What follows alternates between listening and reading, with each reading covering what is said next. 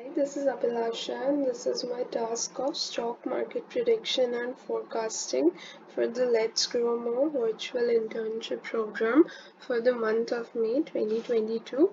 So here we have to use stacked LSTM, which is long short-term memory networks that are often used to capture temporary dependency patterns. By stacking multi-layer LSTM networks that can capture even more complex patterns. So first we'll import all the required libraries like NumPy, Pandas, Matplotlib, warnings, datetime, and sklearn, min, max, scalar, etc. Then we'll load our dataset. We can check for the first 10 entries of our dataset and the last 10 entries. Then we'll perform exploratory data analysis and information of the data, the description of data like max, minimum values in different quartiles. We can check for null values and our data has no null values. We can check that our data has 2035 rows and 8 columns and the name of the columns. We can check for the correlations and create a heat map using correlations. Next, we can create a histogram of the data. We can also create a pair plot, which is to understand the best set of features to explain relationship between two variables or to form the most separated clusters.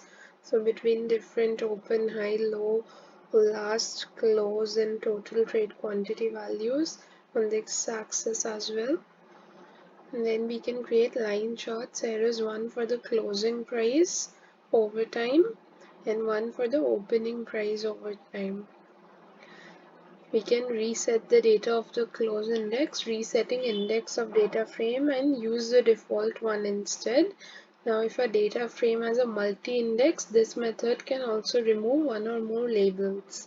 Next we can create a box plot of the total trade quantity and turnover in lakhs. We can also reset the open value. Now LSTM is sensitive to scale of data, so we have to apply min-max scalar to transform our values between 0 and 1. LSTM networks are well suited to classifying, processing and making predictions based on time series data, since there can be lakhs of unknown duration between important events in a time series data. And min-max scalar is a type of scalar which scales the minimum and maximum value to 0 and 1 respectively. So here we are applying that. We can next split our data into training and testing sets. Create the data set where the time step contains the data emitted by an environment at each step of interaction. So next we can print our training and testing data set. And now we'll implement the LSTM.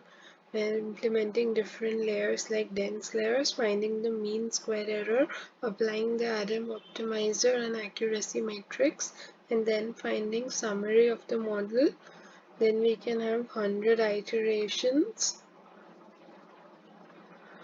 Then next we'll predict our trained model and find mean, squared error and square root of it. Now we'll visualize our data. Now empty underscore like function is used to create a new array with same shape and type as given array, and numpy nan stands for not a number. Here shift test predictions for plotting. So here we have plotted. So as we can see, this green line is the predicted data, the blue line is the complete data, and the orange line is the trained data, and the model is able to accurately predict and forecast. Hence, it is completing the task. Thank you.